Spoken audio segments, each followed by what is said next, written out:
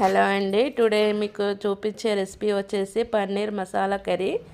చూడండి, ఫస్ట్ మనం ప్యాన్ పెట్టుకొని ఆయిల్ వేసి దాంట్లో పన్నీర్ పీసెస్ వేసి మనం దూరగా వేయించుకోవాలి.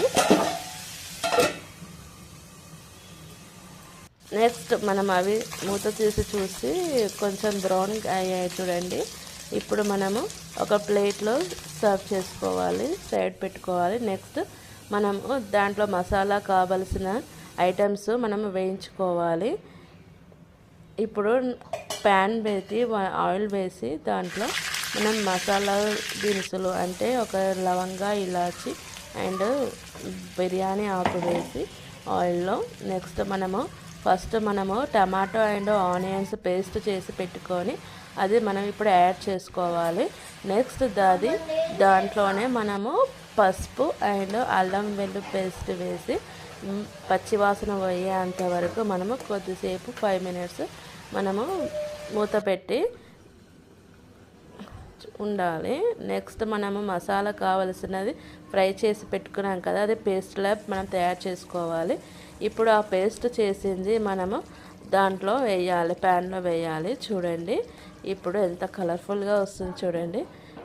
ఇప్పుడు ఆ గ్రేవీలో మనము సాల్ట్ వేయాలి, నెక్స్ట్ చిల్లీ పౌడర్ వేయాలి.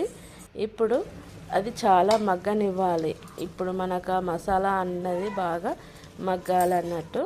నెక్స్ట్ 5 minutes తర్వాత మనము వేయించి పెట్టుకున్న పన్నీర్ పీసెస్ని ఆ మసాలా గ్రేవీలో యాడ్ చేయాలి. తర్వాత మనము ధనియా పౌడర్, మసాలా యాడ్ చేసి ఒక 5 minutes వెయిట్ చేయాలి మూత పెట్టి. చూడండి ఇప్పుడు వావ్ ఎంతో కలర్ఫుల్ ఉంది చూడండి. ఇప్పుడు మనము దీంట్లో కస్తూరి మేతి వేసుకోవాలి. ఇది వేస్తే మనకు టేస్ట్ అనేది చాలా బాగుంటుంది. మనము ఎప్పుడైనా పన్నీరు మసాలా కర్రీలో మనము కస్తూరి మేతి వేస్తే చాలా టేస్ట్ వస్తుందండి.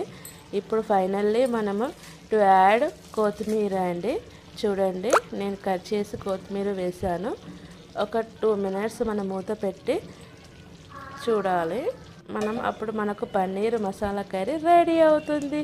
వావ్, చూస్తుంటేనే నోరు ఊరిపోతుంది. చూడండి ఎంత బాగుంది. ఇది చపాతీలో కానీ రైస్లో కానీ తింటే చాలా బాగుంటుందండి. చూడండి మా బాబు ఫస్ట్ టేస్ట్ చేసి చూపిస్తున్నాడు. చూడండి తన రియాక్షన్ చూడండి. తనకు ఈ కర్రీ అంటే చాలా ఇష్టం. ఎవ్రీ టైం అడిగి మరీ చేయించుకుంటాడండి. ఇది బాగుంది.